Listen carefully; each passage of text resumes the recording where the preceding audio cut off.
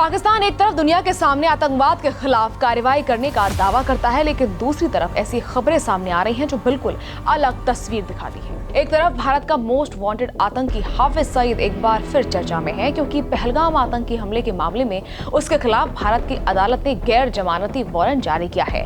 वहीं दूसरी तरफ लश्कर-ए-तैयबा की नई रणनीति भी सामने आई है। दावा किया जा रहा है कि अब संगठन सिर्फ बंदूक चलाना नहीं सिखा रहा, बल्कि युवाओं को तैराकी, मार्शल आर्ट, नई तकनीक और यहाँ तक कि आर्टिफिशियल इंटेलिजेंस यानी AI की भी ट्रेनिंग दी जा रही है। सवाल यह है कि आखिर पाकिस्तान में चल क्या रहा है और भारत के लिए इसका क्या मतलब है। चलिए जानते हैं पूरा मामला। सूत्रों के मुताबिक पाकिस्तान में लश्कर-ए-तैयबा की राजनीतिक शाखा पाकिस्तान मरकजी मुस्लिम लीग के बैनर तले कई शहरों में युवाओं के लिए अलग अलग ट्रेनिंग कैंप चलाए जा रहे हैं। दावा है कि इन कैंपों में सिर्फ कट्टर सोच नहीं फैलाई जा रही, बल्कि युवाओं को शारीरिक और तकनीकी तौर पर भी तैयार किया जा रहा है। यानी अब ट्रेनिंग सिर्फ हथियार चलाने तक सीमित नहीं रह गई। इन गतिविधियों के बीच सबसे ज्यादा चर्चा भारत के मोस्ट वांटेड आतंकी राणा मोहम्मद अशफाक की हो रही है। सामने आई तस्वीरों और वीडियो में वो खुद युवाओं के साथ स्विमिंग पूल में उतरकर तैराकी करता नजर आया। दावा किया जा रहा है कि उसके नेतृत्व में युवाओं को तैरना सिखाया जा रहा है, ताकि जरूरत पड़ने पर पानी के रास्ते आने जाने, मुश्किल हालात से निकलने और खास तरह के ऑपरेशन करने की तैयारी हो सके। इतना ही नहीं, कई शहरों में युवाओं को जूडो, कराटे, ताइक्वांडो, कुश्ती और दूसरी शारीरिक ट्रेनिंग भी दी जा रही है।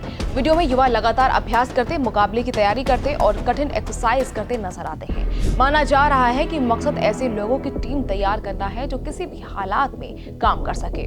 लेकिन सबसे चौंकाने वाली बात यहाँ खत्म नहीं होती। जानकारी के मुताबिक अब लश्कर की नजर आधुनिक तकनीक पर भी है।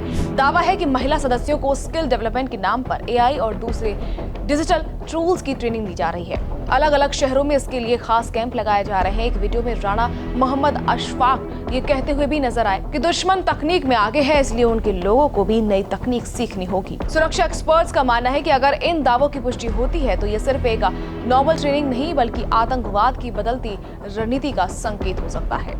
आशंका जताई जा रही है कि भविष्य में ऐसी ट्रेनिंग का इस्तेमाल पानी के रास्ते घुसपैठ, साइबर हमलों, सोशल मीडिया और प्रोपेगेंडा फैलाने और तकनीक के जरिए नए तरीके के ऑपरेशन में किया जा सकता है। हालांकि इन वीडियो और दावों की स्वतंत्र रूप से पुष्टि नहीं हुई है, लेकिन भारतीय सुरक्षा एजेंसियां इन गतिविधियों पर लगातार नजर बनाए हुए हैं। इसी बीच भारत ने भी पाकिस्तान में बैठे आतंक के सबसे बड़े चेहरों में से एक हाफिज सईद के खिलाफ बड़ा कदम उठाया है। जम्मू के विशेष NIA अदालत ने पहलगाम आतंकी हमले के मामले में हाफिज सईद के खिलाफ गैर जमानती वारंट जारी कर दिया है। अदालत का कहना है कि इस मामले की प्रभावी जांच के लिए उसकी गिरफ्तारी जरूरी है। दरअसल पिछले साल 22 अप्रैल को पहलगाम में हुए आतंकी हमले में 26 पर्यटकों की जान चली गई थी। NIA ने हाल ही में इस मामले में सप्लीमेंट्री चार्जशीट दाखिल की है। जांच एजेंसी का दावा है कि इस हमले की साजिश लश्कर-ए-तैयबा के सरगना हाफिज सईद ने रची थी। चार्जशीट में उस पर भारत के खिलाफ युद्ध जैसी साजिश रचने का भी आरोप लगाया गया।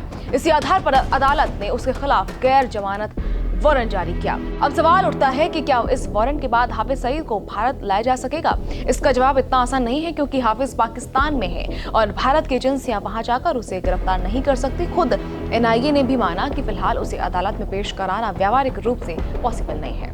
फिर भी इस वारंट की अपनी अहमियत है। इसके बाद अदालत हाफिज सईद को भगोड़ा घोषित करने की प्रक्रिया आगे बढ़ा सकती है। जरूरत पड़ने पर उसकी गैर मौजूदगी में भी मुकदमा चलाया जा सकता है और फैसला भी सुनाया जा सकता है। इसके अलावा भारत कूटनीतिक स्तर पर पाकिस्तान से उसके प्रत्यर्पण की मांग भी मजबूत तरीके से उठा सकता है। हालांकि सबसे बड़ी मुश्किल यही है कि भारत और पाकिस्तान के बीच प्रत्यर्पण संधि नहीं है। भारत 2008 के मुंबई आतंकी हमलों के बाद से लगातार हाफिज सईद को सौंपने की मांग करता रहा, लेकिन पाकिस्तान हर बार इससे बचता आया है।